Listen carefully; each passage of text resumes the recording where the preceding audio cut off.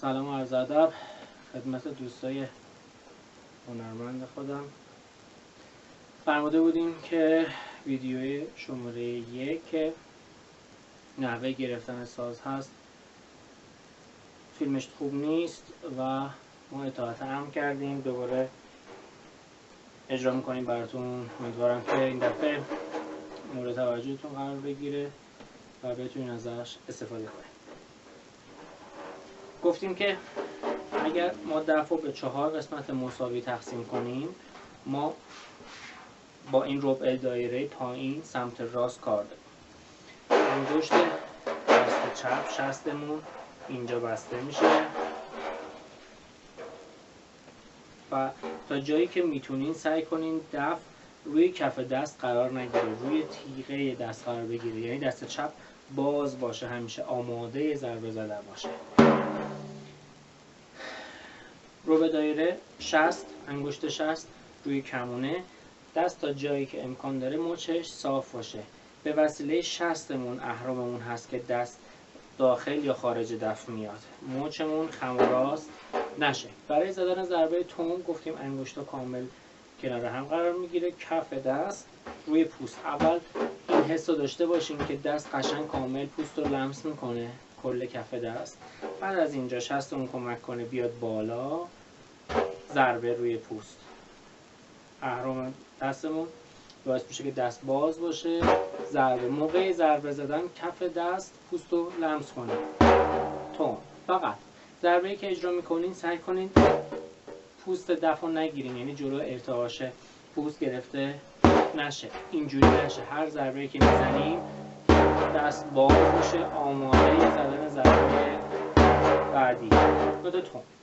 برای زدن میانه آرنجمون میره عقب‌تر، دست به سمت بیرون، 2 تا انگشت وسطی، انگشت 2 و 3، بندای اول و دومش ناحیه میانه.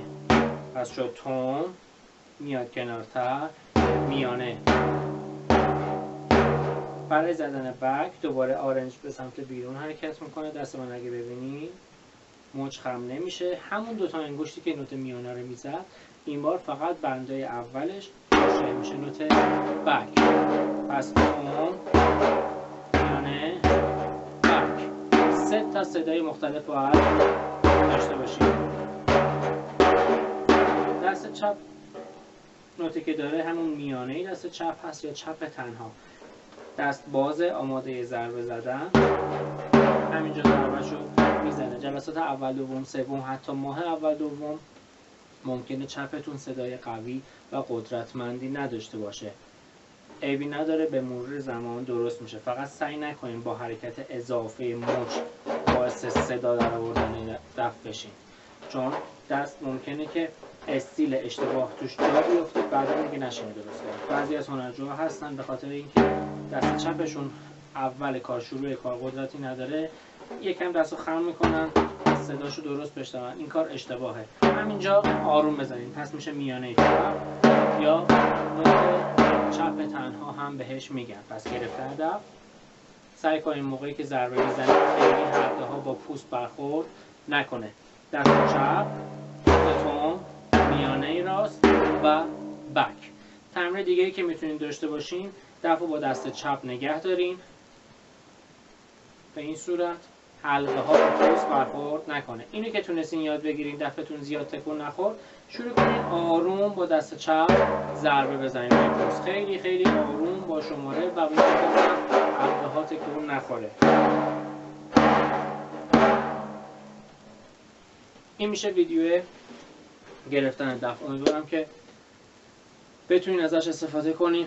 بقیه فیلم ها رو هم اگر که دوست داشتید به همراه کتاب تهیه کنید، با شماره تلفنی که اول ویدیو هست تماس بگیرید، ما کتابا رو تقدیم حضورتون کنیم.